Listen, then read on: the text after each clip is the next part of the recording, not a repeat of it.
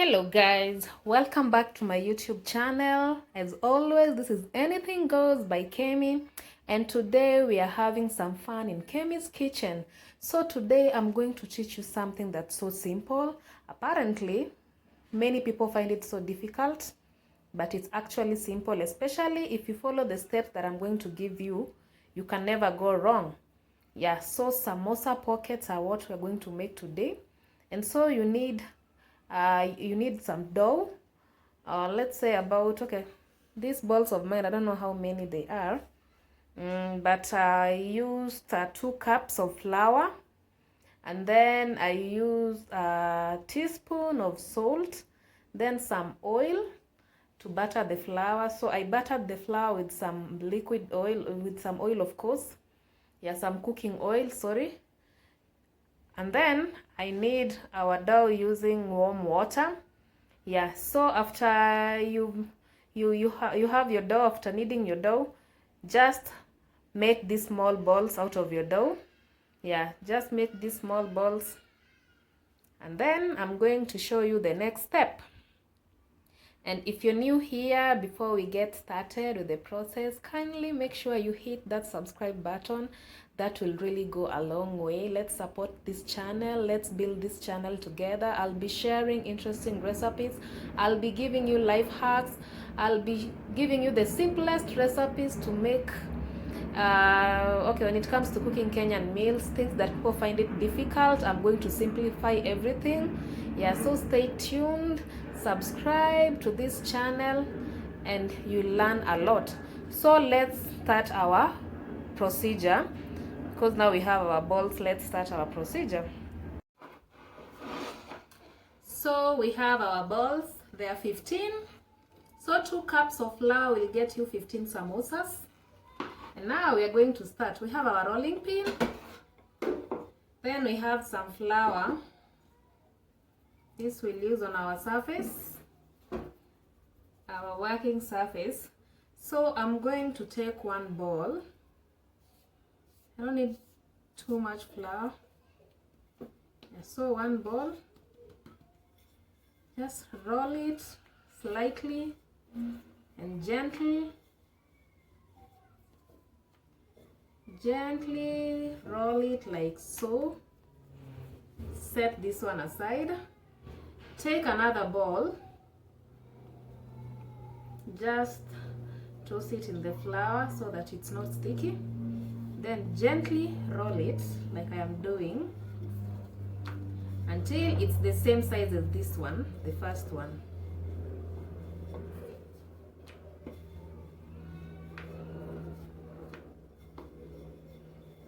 I think they are now the same sizes. Now, our cooking oil. I'm going to oil the surface of this dough. Spread the oil evenly, this dough. Then now take this one, put it on top. You can do 3, you can do 4, but for a beginner, I'd advise you do 2 at a time. I do even 10 at a time, but for beginners, kindly make sure you only do 2 at a time.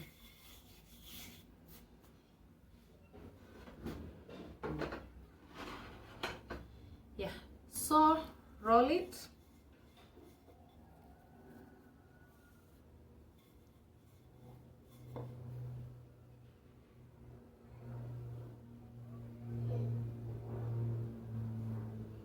Trying to make sure they are of the same sizes.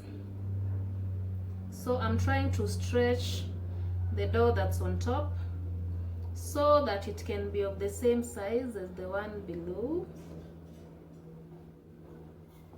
Yeah, that looks better. Meanwhile, you can start heating your pan. Let me heat my pan.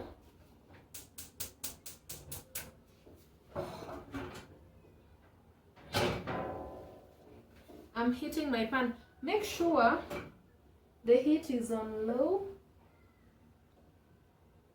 Yeah, so my pan is already heating. I'm going to roll this into a sizable circle or round shape.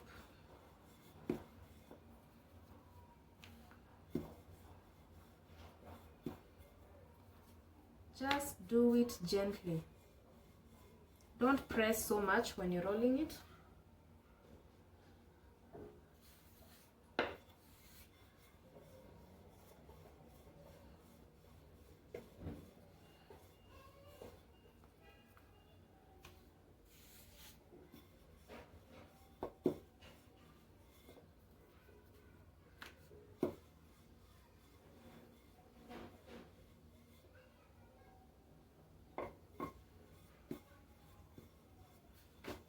I think I've achieved the size I wanted.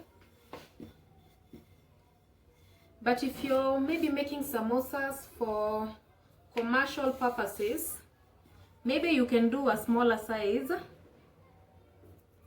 so that you don't end up using you don't end up stuffing a lot of filler in there, because it's for commercial purposes. Not unless you're going to make big sizes and then sell at a higher price. Otherwise, if you're selling at the normal market price for samosas, make sure this size is smaller so that it doesn't take so much stuffing.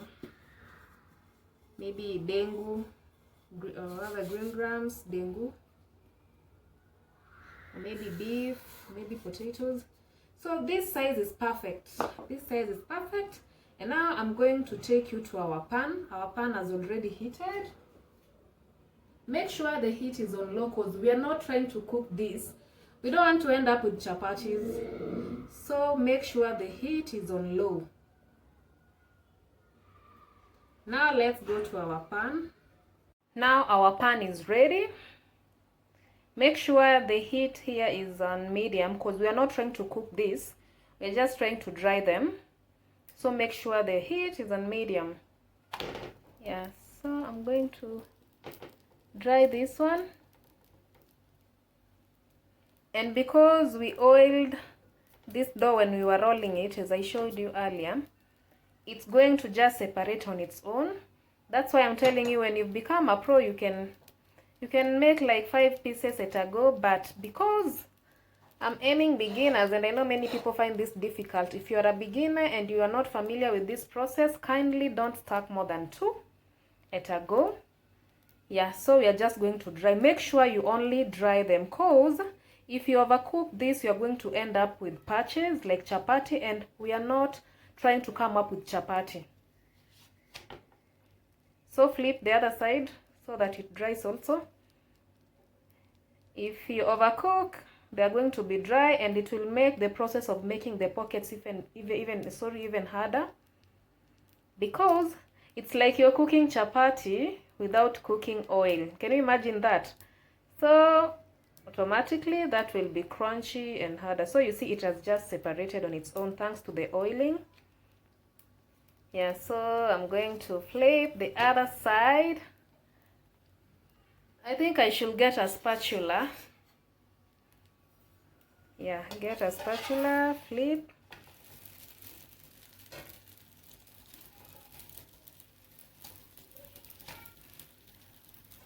That one must. I don't know. I think this one is ready. I'm going to flip the other side.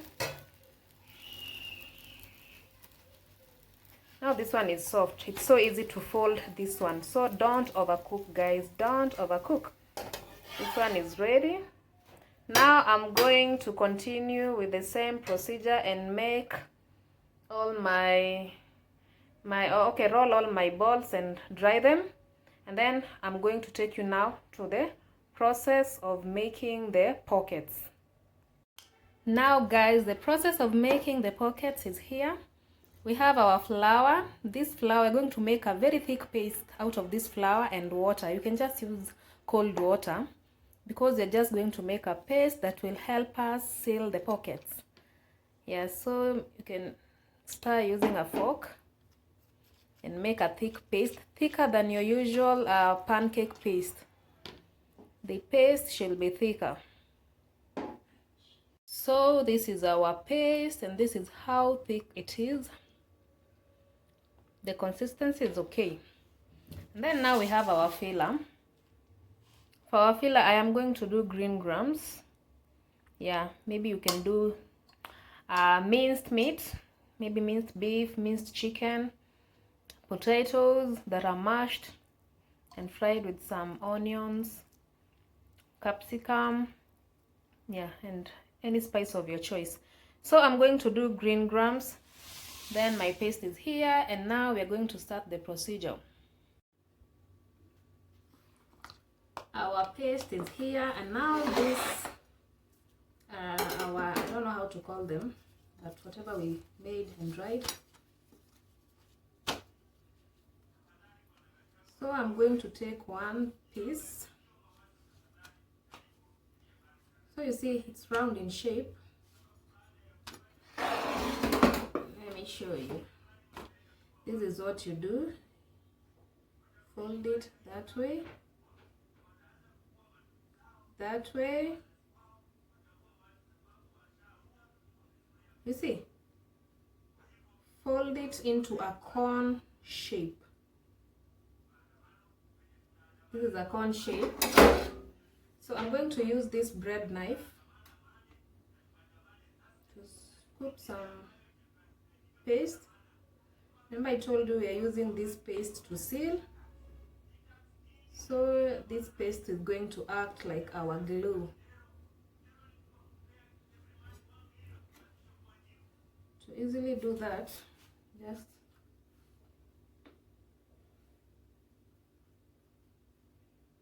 do this.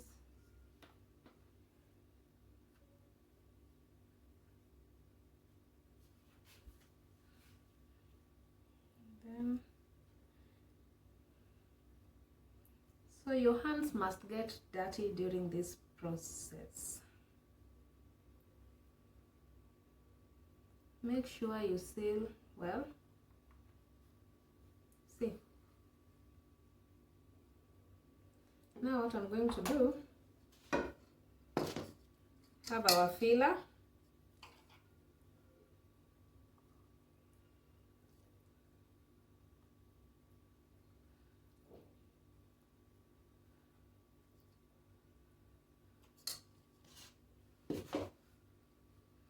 Yes, so that's our filler.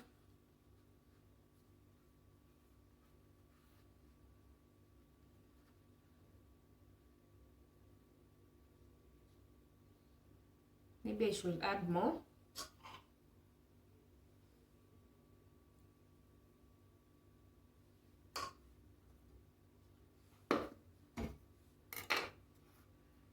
Yeah, so this is it. Now I'm going to have some paste here. Let's smear some paste top of the cone.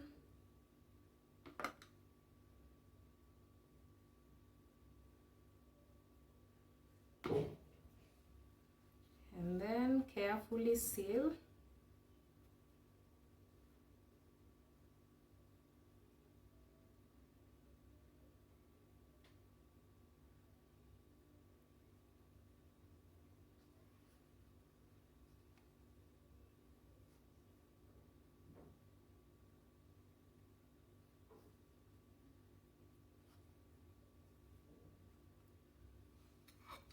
So I'm going to line these pieces on my plate. I'm going to do every piece before I start shallow frying.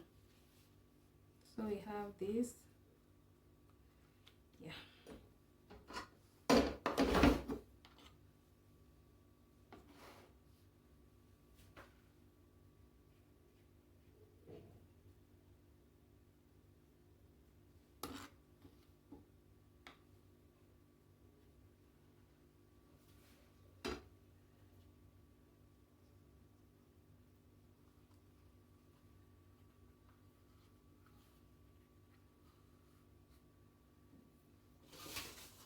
Some filler.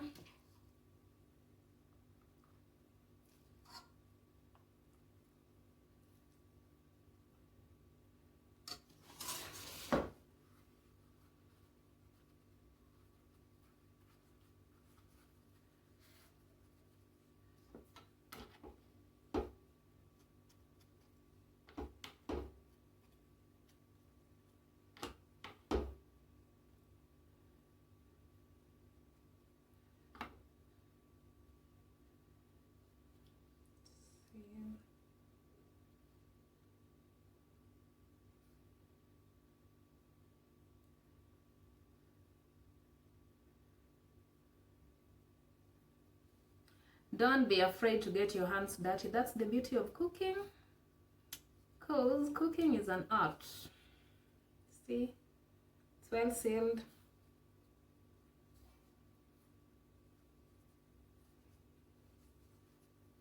They told you if you're doing commercial, make sure these sizes of this kind of smaller.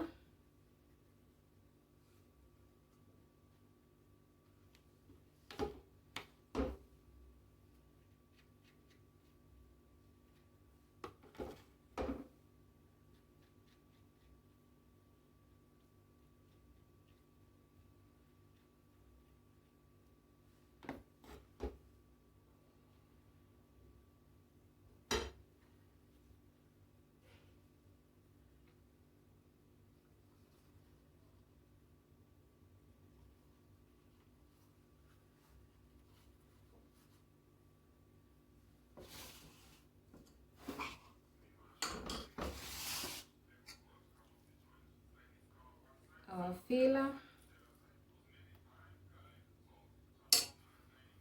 Actually, you can make these pockets and store them in a tin, cover well, then in the refrigerator. They can last up to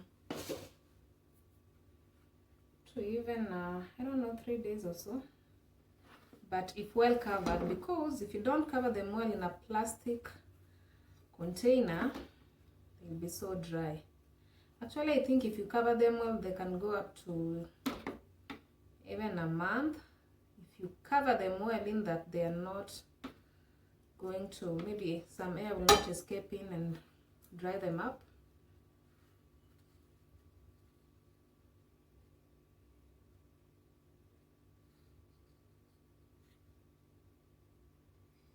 Yeah, well sealed.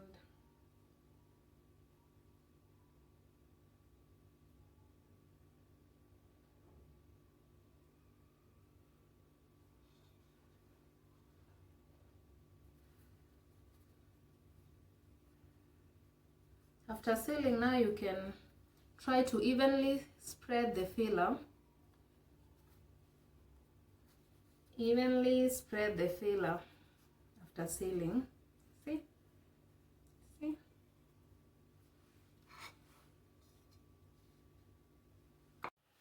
So I am done, and this is how our pre-cooked samosas look like.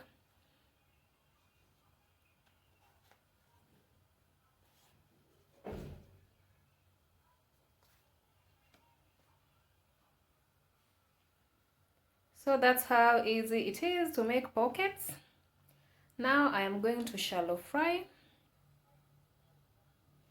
The good thing with samosas, they don't consume a lot of oil, because unlike mandazis, these ones are just okay with shallow frying, because the content inside is already cooked. So we are just targeting the outside.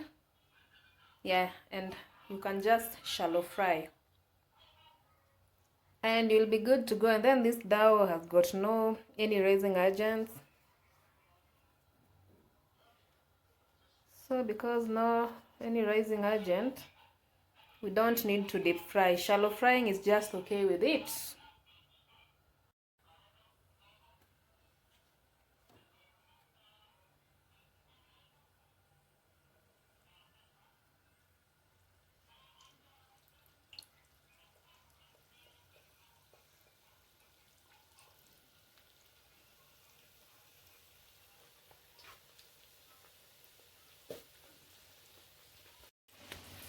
And we have our samosas, and they're looking good, and they're tasting so good. This is our final batch here. Our final batch.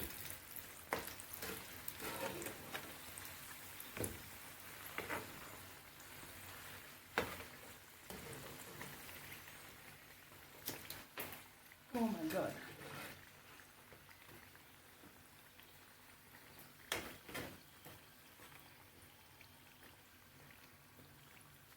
Yeah, so that's it, guys. I hope you've learned something from today's video. I hope you've learned how to make samosa pockets. Yeah, so till I see you next time, it's a goodbye from me. Make sure you subscribe to this channel, like, share, comment. Yeah, let's grow this channel, guys. It's a goodbye from me. Bye bye.